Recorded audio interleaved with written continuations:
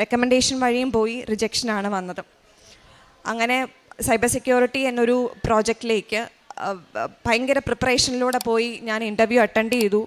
പക്ഷേ എനിക്ക് റിജക്ഷനായിരുന്നു. First round കിട്ടി, സെക്കൻഡ് റൗണ്ട് റിജക്ഷനായി. അപ്പോൾ ഞാൻ വർക്ക് ചെയ്യുന്നത് 8ാമത്തെ ഫ്ലോറിലാണ്. അപ്പോൾ ഞങ്ങളുടെ ബാൽക്കണിയിൽ ഇറങ്ങി നിന്നാൽ ശംഖുമുഖം ബീച്ച് കടപ്പുറം കാണാം, നല്ലതായിട്ട് കാണാം.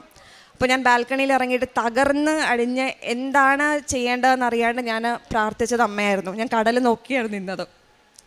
എനിക്ക് ജോലി ഇല്ലാത്തൊരവസ്ഥ വരുമോ ദൈവമേ, കാരണം ഞാൻ 21 വയസ്സ് മുതൽ ജോലി ചെയ്യുകയാണ്. അപ്പോൾ ജോലി ഇല്ലാത്തൊരവസ്ഥ വരുമോ ദൈവമേ, കാരണം ഈ മാസം കിട്ടുന്ന സാലറിയെ ഡിപ്പെൻഡ് ചെയ്ത് കുറേ കാര്യങ്ങൾ ബാക്ക്ഗ്രൗണ്ടിൽ ഓടുന്നുണ്ട്. അപ്പോൾ അതിനൊക്കെ ഞാൻ എന്ത് ചെയ്യും എന്നുള്ളൊരു ഭയങ്കരമായ ഒരു ടെൻഷൻ എന്നെ അലട്ടുകയും, സത്യം പറഞ്ഞാൽ എൻ്റെ ഒരു ഇടതുവശം എനിക്ക് തളർന്ന് നെഞ്ചിൻ്റെ ഒരു ഭാരം കാരണം എനിക്കൊരു വശം തളരുന്ന പോലെ എനിക്ക് തോന്നി, അത്രത്തോളം ഭാരമായി പോയി.